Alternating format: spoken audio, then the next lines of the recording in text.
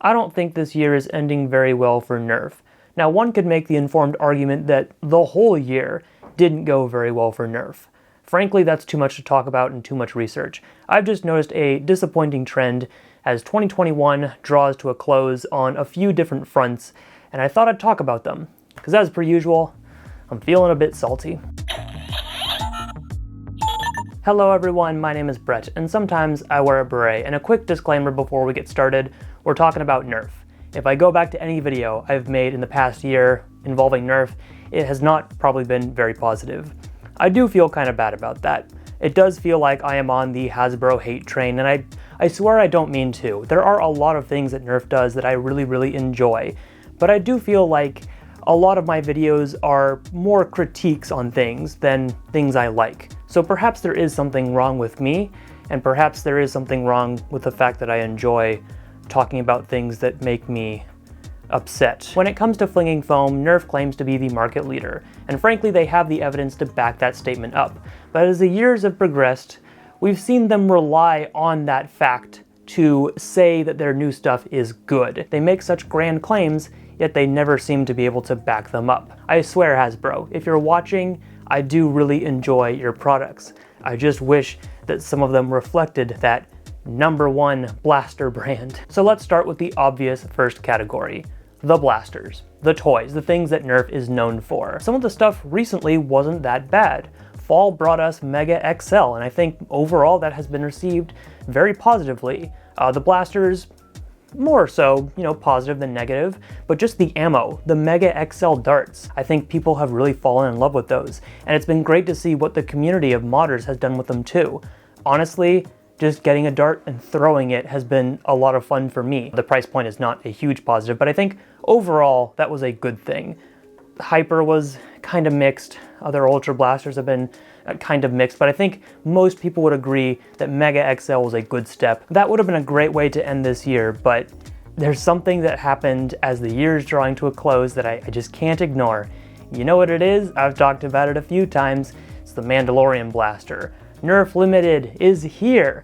Now, I can't talk too much in detail about this because I don't have it yet. Why is that? Because Hasbro Pulse hasn't shipped it yet. So Hasbro Pulse seems to be still falling back to the 12/30 ship date, so December 30th, basically end of the year, expected in January. But other people have started to receive them. If you pre-ordered on Amazon, it looks like they are actually starting to ship out early. Congratulations. Why can't Hasbro Pulse get on that same timeline? I understand there are delays, but that's so weird that Amazon would be able to ship them out rather than Hasbro Pulse. But the very first of Nerf Limited is showing up, and the consensus is quite mixed. This blaster is not looking as good as we would have hoped. A lot of people are receiving their boxes with a shipping label slapped right on there. Now that's great when you want a limited edition special box that you say is very special because of the box. The shell plastic quality apparently is also kind of thin, meaning that some of the blasters are a little warped in some cases when you take them out.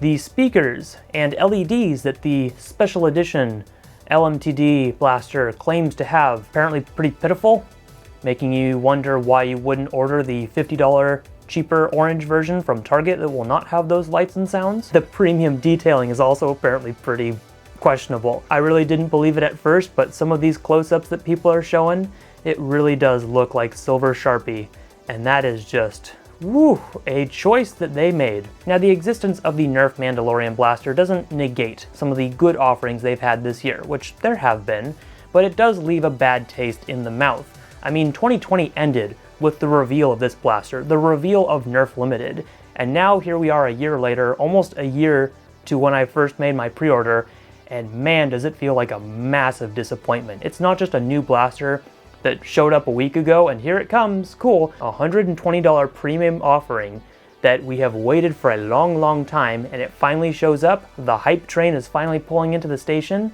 and it crashes hard. I will have an official review when mine is received, and I am not canceling my pre-order because I am seeing where this train leads that I'm currently on.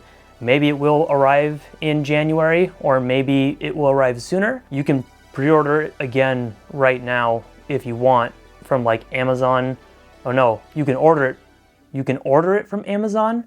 If you order it from Amazon right now, it will show up soon. What the actual F? Yet you can pre-order it again from Hasbro Pulse, and it might show up in March.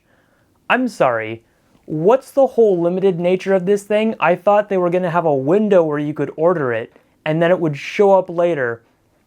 I'll wait until it arrives, but from what I've seen, what's showing up ain't cutting it. Yikes. Moving on to a different category, entertainment. Specifically, let's focus on YouTube, because that's where I'm talking to you from, and Nerf does have a YouTube presence. Was it ever good?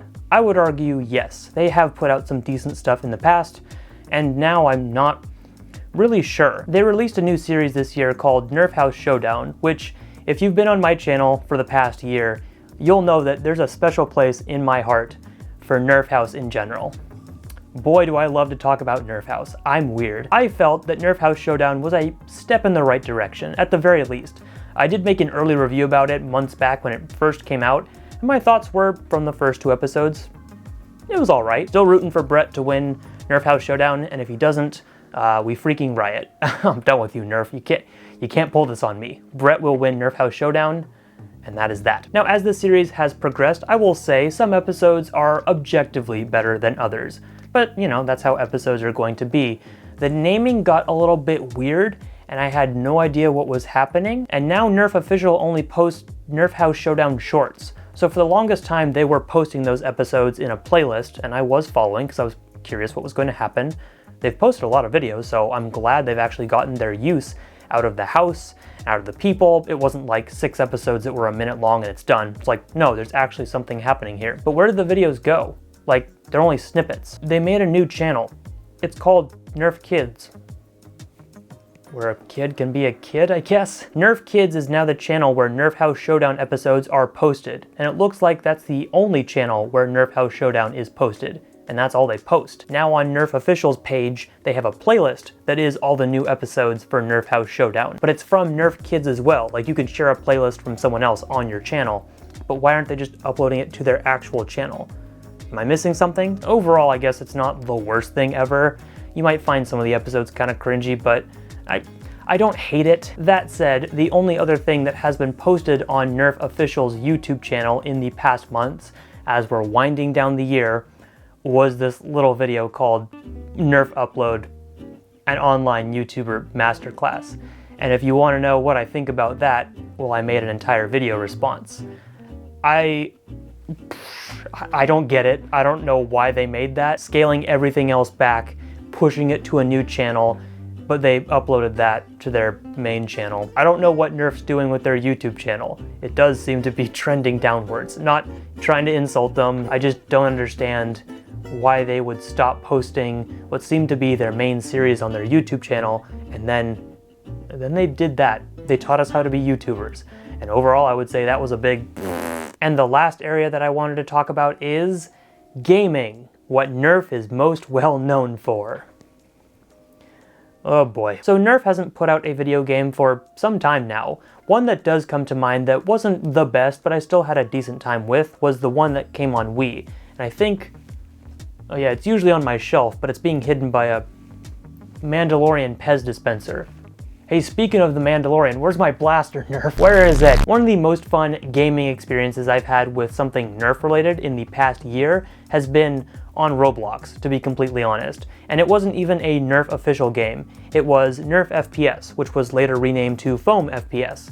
And because there was some heart put into that Roblox game. But eventually Nerf made their own tie-in game for Roblox. Or I should say, Nerf didn't make it, someone else made it. They got the rights using Nerf's logo and all their blasters. It was another Elite 2.0 Ultra tie-in. I guess now they have some of the Dragon blasters too, and maybe some other stuff as well.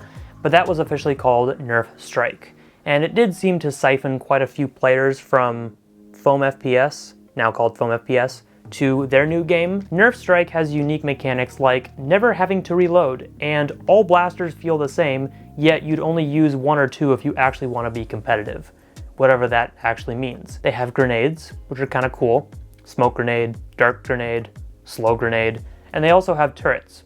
little Vulcan turret. It's different, and I don't know if I love it or hate it compared to Foam FPS. I jump into both to play. It's okay, but that's not the game of question, right? That came out months ago. That was like a summer release. You know the game that came out recently? Oh, you know what it is. Nerf Legends. Hell yeah. Oh God. So I streamed Nerf Legends, I think on its debut weekend. I did actually purchase the game on its release night. I didn't pay the retail amount. I paid 40 bucks instead of 50. Ow, that still hurt. I wouldn't consider myself to be much of a gamer, but over the past few years, especially because of the pandemic, I have played more video games. Nerf Legends is incredibly insulting on so many levels. It is an unfinished game. It is clunky, it is not fun to play. Single player is a slog to get through. Yes, I have beaten the game at this point. I have put 10 plus hours into this game. Some of that has been on stream, some of that has been on my own. Hands down, the most fun I've had playing Nerf Legends was with other people in multiplayer. And that's because when you're doing multiplayer, of course things are gonna be fun. You're gonna be laughing at people even if stuff breaks. But holy smokes, do not buy Nerf Legends. When we first jumped on multiplayer on opening night, I couldn't find anyone. We came to the consensus that there weren't any servers. No, it's just because no one's playing. The graphics are bad. The sound design is awful. We didn't think it was gonna be good, but this was next level. I don't know what else to say about Nerf Legends. Go watch my initial stream if you are really that curious. If it's discounted to like 5 to 10 bucks, then it might be worth it because you can play through the single player and not have to rely on multiplayer only to get your money's worth. But even if it's like 50% off, 25 bucks, don't do it. Not even as a joke. That's what the IGN review said too. Not even funny as a joke. Now I bought it because I'm a Nerf enthusiast and it seemed to make sense for me. I can stream it, maybe make some of my money back, but show other people why this game isn't worth it. Yep, so 2021's coming to a close, but what do I want to see in 2022? On all three of these fronts, what do I hope gets improved? Well, let's work our way backwards. On the gaming front, there is a VR game coming out. I forget what it's called, but it is a Nerf tie-in. I don't think I'm gonna pick that one up because I don't have anything that would support that game, whereas Nerf Legends came out for a bunch of different platforms. Fingers crossed. I hope that that game is decent. I sincerely hope that actually makes you feel like you're playing Nerf.